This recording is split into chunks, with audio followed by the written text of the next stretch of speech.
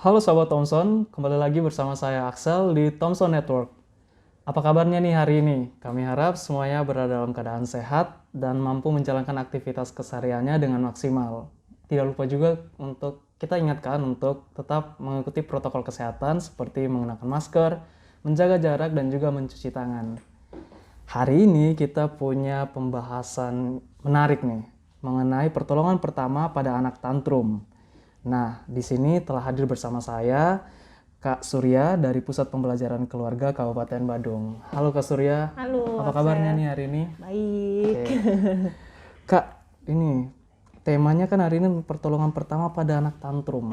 Tantrum ini bahasa baru buat saya. Apa sih definisinya, Kak? Oke.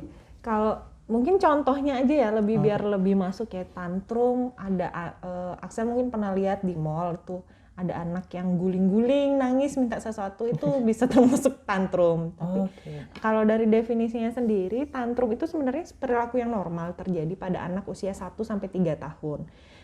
Itu berupa ledakan emosi yang cenderung meluap-luap dan tidak terkontrol. Nah, mengapa itu terjadi? Karena pada anak usia 1 sampai 3 tahun itu perkembangan bahasanya masih belum baik.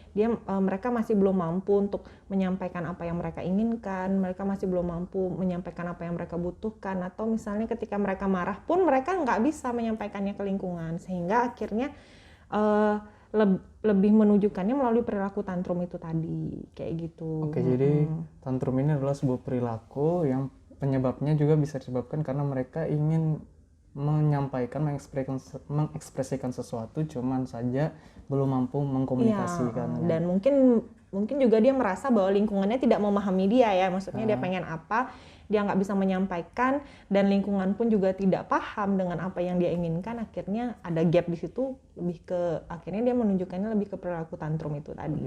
Rewel. Ya, rewel, menangis, mukul-mukul, sampai lempar-lempar barang yang ngamuk-ngamuk kayak gitu ya. Oke. Berarti tantrum ini punya jenis-jenisnya ya? Maksudnya saya bahwa kok saya pikir tadi cuman rewel aja, ternyata bisa sampai segitunya, bisa sampai lempar barang atau mukul-mukul, menyakiti diri sendiri mungkin. Itu manifestasinya sih bentuknya. Jadi kan kadang kalau orang dewasa marah ada yang teriak, ada yang langsung marah-marah, ngomel-ngomel. Sedangkan kalau anak usia 1 sampai 3 tahun itu yang saya bilang tadi kan bentuk maksudnya bahasanya masih terbatas ya, masih belum berkembang ya. Akhirnya lebih ke caranya dia dengan ngelempar barang, dengan teriak-teriak, dengan menangis, dengan menyakiti diri sendiri atau menyakiti orang lain. Itu tergantung dari si anaknya itu sendiri, memilih manifestasi perilakunya seperti apa kayak gitu. Oke. Untuk tantrumnya sendiri apakah punya jenis-jenisnya masing-masing? Oke. Tantrum ada jenisnya, ada 2 jenis. Ada tantrum manipulatif, ada tantrum frustrasi. Tantrum manipulatif itu adalah tantrum yang mereka tunjukkan, anak-anak tunjukkan untuk memanipulasi lingkungannya agar lingkungannya tersebut mau memenuhi kebutuhan mereka, kayak gitu. Contohnya misalnya ada anak yang nangis karena pingin es krim. Itu nangisnya itu dilakukan untuk sebagai senjata nih biar lingkungannya mau membelikan es krim gitu misalnya. Jadi lebih memenuhi keinginannya. Ya, lebih memenuhi keinginannya dia. Jadi anggapannya kontrolnya ada di si anak itu sendiri. Yang kedua ada namanya tantrum frustrasi. Tantrum frustrasi ini perilaku tantrum yang muncul karena sebenarnya anak ini merasa tertekan, mungkin merasa tidak nyaman, menganggap bahwa lingkungannya menekan dia sehingga akhirnya membuat dia stres dan akhirnya emosinya anak ini meledak, yang ke tantrum tadi kayak gitu. Jadi kalau yang tadi manipulatif itu kontrolnya ada di si anak, sedangkan kalau yang tantrum frustrasi ini kayak dia sebenarnya kayak nggak sadar dia melakukan hal itu karena stres tadi. Berarti apakah kalau misalnya tantrum manipulatif cukup menarik ya, karena maksudnya di usia 1 sampai 3 tahun pun mereka udah bisa memanipulasi ya. Apakah itu apakah wajar sih untuk anak-anak seusia gitu memiliki tantrum jenis manipulatif ini? Oke.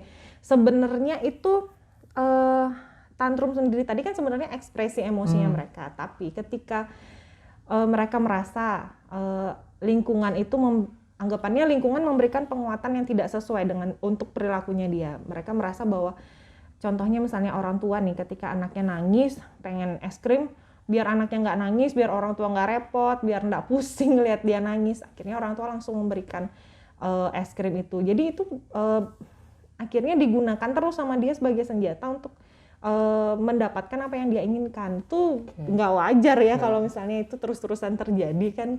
Anggapannya mereka udah tahu nih senjatanya adalah dengan tantrum itu sendiri untuk mendapatkan apa yang mereka inginkan. Itu nggak wajar sih untuk usia segitu.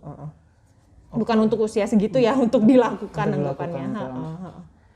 Terus kalau misalkan ini kan kita berarti udah paham nih bahwa tantrum adalah perilaku yang ya bisa dibilang wajar. Mungkin ada beberapa kasus yang ini udah melewati batas yang nggak wajar. Untuk orang tua sendiri ketika anak-anaknya mengalami perilaku tantrum, ketika mereka merespon, dia lagi tantrum nih, biarin aja atau diamin aja dulu, ntar palingan baik sendiri gitu. Apakah boleh seperti itu cara penanganannya? Sebenarnya ya tantrum wajar, tapi ketika tantrum itu mendapatkan respon atau yang kurang tepat dari lingkungan atau dari orang tua, bisa jadi itu akan menimbulkan masalah ke depannya, ke tahap perkembangan selanjutnya. Jadi ketika misalnya anak tantrum, orang tuanya malah biarin karena itu udah bagian dari tahap perkembangan, itu juga salah sebenarnya, karena memang benar-benar harus direspon yang tepat. Takutnya kan tadi tantrumnya nanti malah cenderung ke ketika orang tua tidak merespon, takutnya anak merasa diabaikan, anak merasa menjadi tidak nyaman, merasa tidak aman, atau bahkan mungkin merasa orang tuanya tidak perhatian nih, tidak cinta nih sama dia. Jadi itu yang bisa menimbulkan permasalahan kalau misalnya tantrum sendiri tidak mendapatkan respon yang tepat, kayak gitu. Oke, terus ketika anak-anak udah sedang mengalami perilaku tantrum ini, respon yang tepat itu seperti apa buat para orang tua? Respon yang tepat memang pasti akan sulit sekali ya ketika kita menghadapi anak yang tantrum. Pasti kita juga sebagai orang tua, saya sendiri mungkin ngelihat anak saya nangis, apalagi misalnya di tempat umum ya, pasti bingung, aduh gimana sih anakku kok nangis di sini, di tempat umum lagi, orang-orang pada ngeliatin lagi, pasti kan kayak ada emosi malu yang muncul. Nah, yang pertama yang harus orang tua lakukan adalah menstabilkan emosi dirinya dulu untuk menghadapi anak kita yang tantrum tadi. Mungkin bisa dengan tanamkan pada diri bahwa sebenarnya tantrum itu memang pasti akan dialami oleh semua anak gitu, bukan hanya anak kita gitu. Jadi kan dengan adanya pemikiran seperti itu, mungkin rasa malu, rasa marahnya mungkin bisa lebih terkendali, atau mungkin juga bisa dengan metode misalnya tarik nafas dulu dalam-dalam biar emosinya stabil. Jadi yang pertama memang yang terpenting adalah orang tua memang harus menstabilkan emosi terlebih dahulu. Yang kedua, baru setelah itu mulai dekati anak, kita harus cari tahu nih apa sih yang menjadi penyebab anak tantrum. Kalau tantrum sendiri kan banyak sebabnya, banyak yang membuat anak itu bisa tantrum, bisa karena lapar, bisa karena haus, atau bisa karena merasa tidak nyaman, atau mungkin merasa karena ada keinginan atau kebutuhannya yang tidak terpenuhi. Jadi orang tua harus cari tahu dulu nih apa sih yang menjadi alasan kenapa si anak kita tantrum. Itu harus benar-benar tepat kita tahu apa penyebabnya. Dan yang ketiga barulah di situ kita mulai berempati pada anak.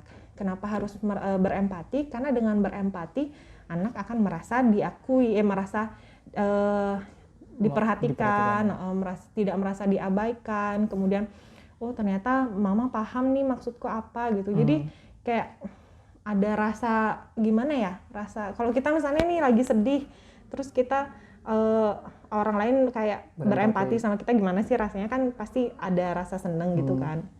Kemudian setelah itu baru berempati sendiri bisa dilakukan dengan cara memvalidasi emosi si anak. Memvalidasi itu mengakui perasaan anak. Ada rumusnya, itu yang pertama rumusnya adalah sebutkan perasaan anak plus alasan kenapa anak merasakan hal itu. Makanya penting tadi saya bahas, penting kita tahu apa sih yang menjadi penyebab anak ini tantrum. Contohnya misalnya pernyataannya, adik nangis karena marah ya gitu. Adik marah ya karena mama tidak membelikan es krim, misalnya tantrumnya karena tidak dibelikan es krim. Jadi di situ cara memvalidasinya, adik sebutkan perasaannya, adik marah, terus sebutkan alasannya, adik marah karena tidak dibelikan es krim, kayak gitu. Jadi cara berempati itu seperti itu. setelah kita berempati sama anak, barulah kita deketin anak, sebutkan bahwa anak itu boleh merasakan apa yang dia rasakan. Terkadang ada orang tua yang mungkin kayak secara spontan, apa sih masa cuma nggak dibeliin es krim kamu nangis kayak gitu kan. Padahal sebenarnya emosi itu kan suatu bawaan ya alami yang pasti setiap orang merasakannya. Jadi di sini sebenarnya kita tanamkan pada anak bahwa memang dia boleh merasakan emosi apapun itu. Jadi sebutkan oke, adik marah nggak apa-apa, marah dulu nggak apa-apa. Adik boleh marah kok saat ini gitu.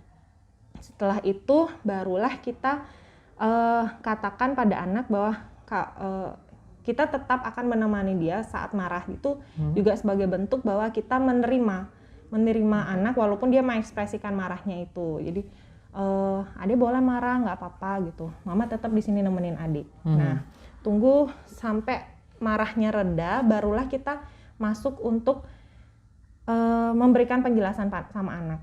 Ketika anak sudah tenang, baru mulai kasih penjelasan kenapa perilakunya tadi tidak boleh gitu loh. Misalnya, oke, adik marah karena tadi mama nggak bolehin beli es krim gitu. Enak ya es krim ya gitu. Kalau boleh sih mama kasih banyak es krim buat kamu. Tapi saat ini kan kamu lagi batuk gitu. Kalau misalnya makan es krim kan tambah sakit, tambah nggak bisa main sama teman-teman kayak gitu. Jadi ketika emosi anak stabil, barulah kita memberikan informasi itu pada anak. Kenapa demikian? Kalau misalnya kan kadang ada orang tua pas dia nangis, "Dek, kamu tuh nggak boleh makan es krim kan? Karena nanti kamu sakit bla bla." Padahal anaknya lagi nangis tuh. Ini ibaratnya pada saat dia tantrum itu di otaknya itu sedang mengalami badai emosi. Jadi semuanya dipenuhi dengan emosi.